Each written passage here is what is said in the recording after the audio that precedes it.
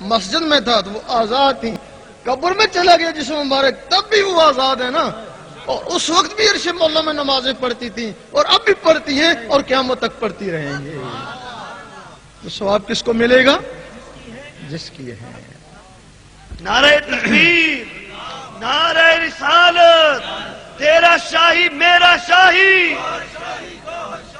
اللہ تعالیٰ کے 99 نام ہیں، ایک ذاتی ہے، 98 صفاتی ہے۔ 98 صفاتی مل کر بھی اس میں ذات کو نہیں پہنچ سکتے۔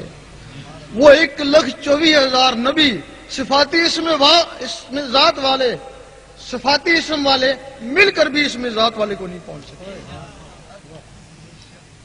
موسیٰ علیہ السلام نے کہا اے اللہ دیدار دے، جواب آیا تاب نہیں ہے۔ کہنے لگے کسی میں تاب ہوگی، جواب آیا ایک میرا حبیب اور اس کی امت۔ تو موسیٰ علیہ السلام کو جلال آ گیا، میں نبی ہو کے امتی کے برابر نہیں، جلوہ دے دیکھی جائے گی۔ جلوہ پڑا، موسیٰ علیہ السلام بے ہوش ہو گئے، کیونکہ موسیٰ علیہ السلام یا رحمانوں کا صفاتی اسم کا ذکر کرتے تھے، اور ان کے جسم میں جو نور آیا وہ بھی صفاتی نور آیا۔ اور کیا وجہ ہے کہ موسیٰ علیہ السلام اس دنیا میں کوتور میں بیہوش ہوئے اور حضور پاک سامنے جا کے مسکرا رہے ہیں۔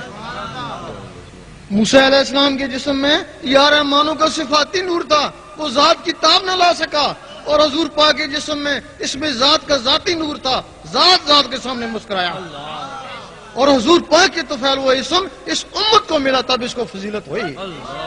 اور امت اس سے ڈرتی ہے یا محروم ہے۔ بنی اسرائیل کے نبی رشک کرتے ہیں اس امت کے اوپر، وہ دیدار کو ترستے ہیں، یہ کہتے ہیں ہم دیدار کرتے ہیں۔ اگر ان کو فضیلت ہے تو اس میں ذات سے ہے۔ حضرت ابراہیم بن عدو فرماتے ہیں میں نے 70 مرتبہ اللہ کا دیدار کیا ہے۔ حضرت امام ابو حنیفہ فرماتے ہیں میں نے 99 دفعہ اللہ کو دیکھا ہے۔ سلطان صاحب فرماتے ہیں ادھر دیکھتا ہوں مخلوق نظر آتی ہے، اوپر دیکھتا ہوں اللہ نظر آتا ہے۔ تیرا شاہی میرا شاہی،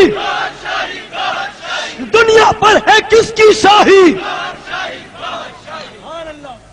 یہ اس میں ذات کسی نبی کو نہیں ملا، ملا تو حضور پاک کو ملا۔ حضور پاک کے بعد 9 صحابہ کرام کو ملا جنہوں نے اس کو پھیلایا۔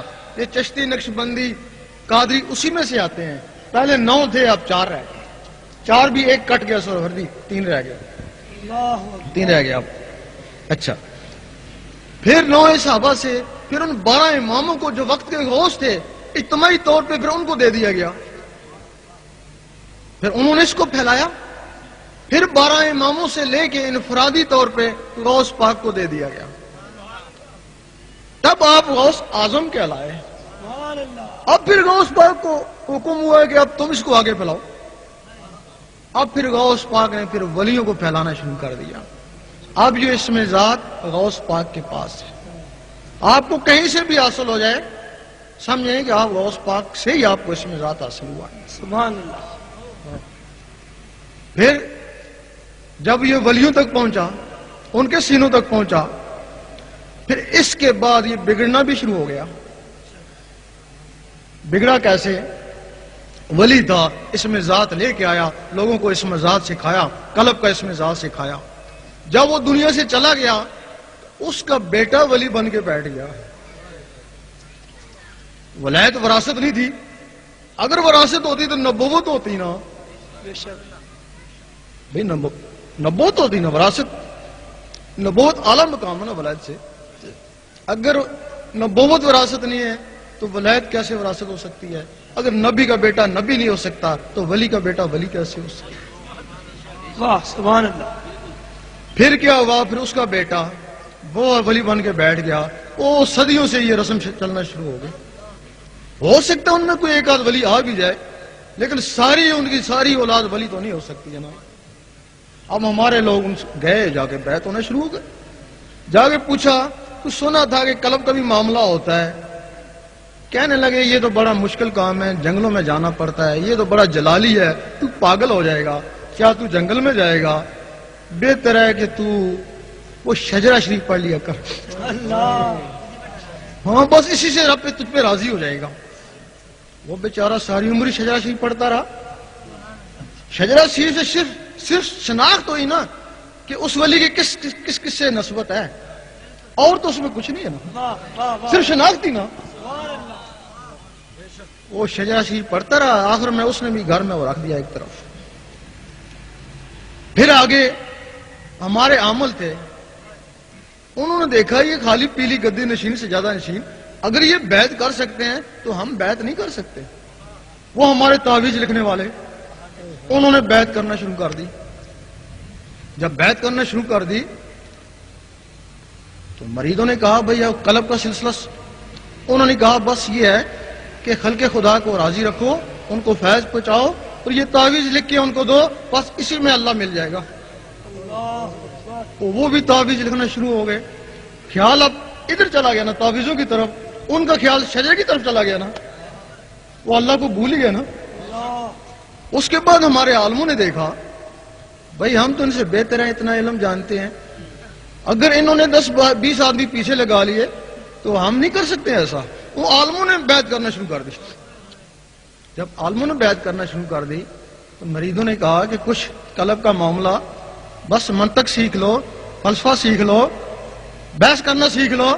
پھر کیا ہوا کہ نیم حکیم خطرہ جام، نیم ملا خطرہ ایمان۔ تیرا شاہی میرا شاہی، دنیا پر ہے کس کی شاہی، میرا ماہی تیرا ماہی۔ پھر وہ جو ان کے مرید تھے وہ بحث مباحثے میں لگ گئے، ہر جگہ بحث مباحثہ شروع ہو گیا۔ پھر ہمارے مفتیوں نے دیکھا یہ تو ہمارے شاگرد تھے عالم، ان کے اتنے مرید ہو گئے تو ہم کیوں پیچھے رہ جائیں، ان کے ہم بھی بیعت کرتے ہیں جی، آ جاؤ۔ تو بیعت شروع ہو گئی۔ انہوں نے پھر کیا کیا، پھر اپنے شاگردوں کو وہ فتویٰ سکھا دیا کہ جو بھی ذرا ہلے جلے اس پہ فتویٰ لگا دینا، ہمارے بغیر جو بھی ہلے جلے اس پہ فتویٰ لگا دینا، اور تم اس کا ثبوت ہم تمہیں دیتے ہیں۔ ابھی روحانی سفر کو دیکھ لو، اس کے اوپر جو فتوے لگائے انہی کے شاگردوں نے لگائے نا بھائی، انہی مفتیوں کے شاگردوں نے فتوے لگائے نا، اور اس کے پڑھ کے دیکھو آیا اس پہ فتوے لگتے ہیں یا نہیں۔ لبیک لبیک الجہاد الجہاد الجہاد الجہاد۔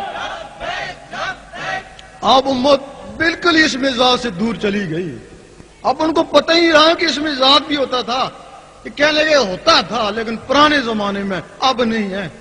لیکن جس دن یہ اس میں ذات دنیا سے چلا گیا، دنیا کو حق ہی نہیں ہے زندہ رہنے کا، اسی دن قیامت کو آ جانا ہے۔